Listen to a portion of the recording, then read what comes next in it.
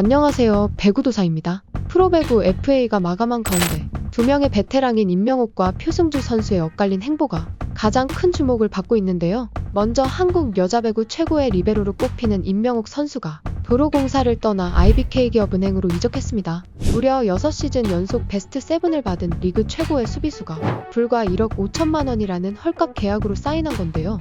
그 배경에는 도로공사의 재정 사정과 연봉 샐러리캡 문제가 있었습니다. 도로공사는 이미 팀 연봉 총액을 맞추기 위해 임명옥에게 동결 제안조차 하지 못한 것으로 알려졌습니다.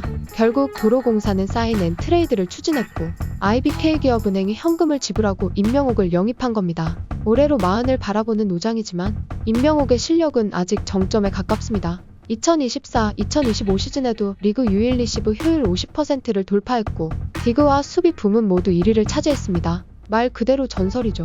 하지만 그런 선수에게 돌아온 조건은 연봉 1억에 옵션 5천만 원에 불과했는데요.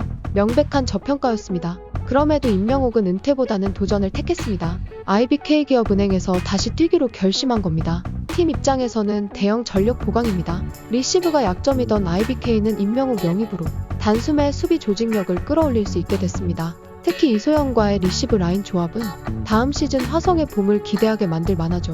다만 임명옥 개인 입장에서는 실력 대비 지나치게 낮은 대우라는 비판도 나옵니다. 최근 양효진이 현대건설에서 무려 8억 원에 재계약한 것과 비교하면 확실히 임명옥의 연봉은 이례적으로 낮은 편입니다. 나이가 많다는 점이 저평가된 요인 중 하나이지만 과연 나이가 전부일까요? 리그에서 가장 안정적인 리시브와 수비를 보여주는 선수가 단지 고령이라는 이유만으로 이렇게까지 저렴하게 거래되는 현실은 씁쓸하죠. V리그의 재정 구조, 연봉 상한, 샐러리캡 문제, 그리고 구단의 단기 성적 중심주의가 만든 풍경입니다. 실력 있는 선수가 팀을 옮기면서도 제대로 된 평가를 받지 못하는 현실. 그 피해는 결국 배구 팬 전체가 지게 됩니다. IBK는 좋은 선수를 데려왔고 도로공사는 감독과 전 코치의 내부 갈등과 실력 손실이라는 리스크를 떠안게 됐습니다.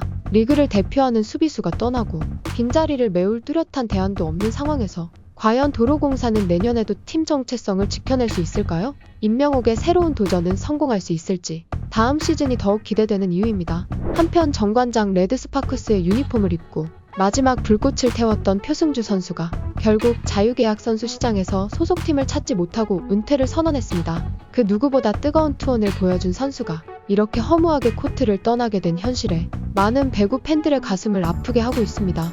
표승주는 지난 시즌 정관장의 챔피언 결정전 진출에 핵심적인 역할을 했던 선수입니다. 특히 부상을 안고도 1차전부터 5차전까지 전 경기 출전하며 진정한 베테랑의 투혼을 보여줬습니다. 하지만 FA 시장에서 그녀의 이름은 어느 팀에도 우선순위가 아니었습니다. 14명의 여자부 FA 선수들 중 유일하게 미계약자로 남았고 결국 다음 시즌엔 코트를 밟을 수 없다는 사실을 받아들여야 했습니다. 표승주는 SNS를 통해 조심스럽게 은퇴를 선언했습니다. 15년간의 선수 생활을 마무리한다는 글에는 가족, 팬, 동료들에 대한 진심 어린 감사와 함께 아쉬움이 묻어났습니다. 현역 생활 마지막 시즌이었던 2024-2025 시즌, 그녀는 메가와 부키리치라는 강력한 외인 쌍포 아래에서 공격 기회를 줄이면서도 34.9%의 리시브 점유율, 세트당 3.38개의 디그를 기록하며 수비에서 중심을 잡아줬습니다.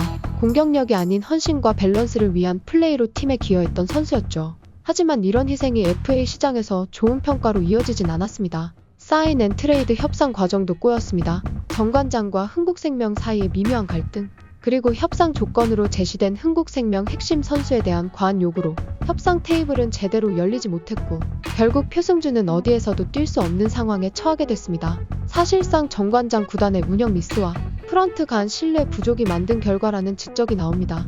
한편 배구여제 김연경도 이 상황에 대해 안타까움을 드러냈습니다. 조금 더 좋은 환경이었다면 표승주가 계속 배구를 할 수 있었을 텐데 선수들을 위한 제도가 더 마련되었으면 좋겠다고 말하며 배구계 전체에 일침을 가했습니다.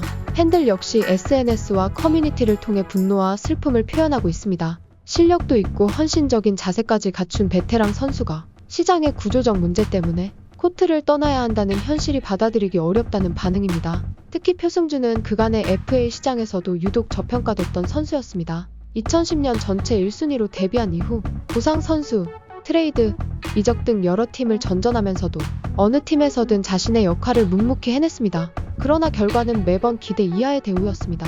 이번 은퇴를 계기로 FA 제도에 대한 전반적인 개편 필요성이 제기되고 있습니다. 보상 선수 규정, 셀러리캡 운용, 사인 앤드 트레이드의 투명성 등 지금의 구조 속에서는 베테랑 선수들이 너무 쉽게 잊혀지고 오히려 실력과 헌신을 갖춘 선수들이 밀려나는 악순환이 반복되고 있다는 지적입니다. 실제로 정 관장은 이번 FA 시장에서 메가와 부키리치 이탈에 이어 표승주 은퇴까지 이어지며 핵심 선수 3명을 한꺼번에 잃게 됐습니다. 하지만 외부 영입은 단 한 건도 없었습니다.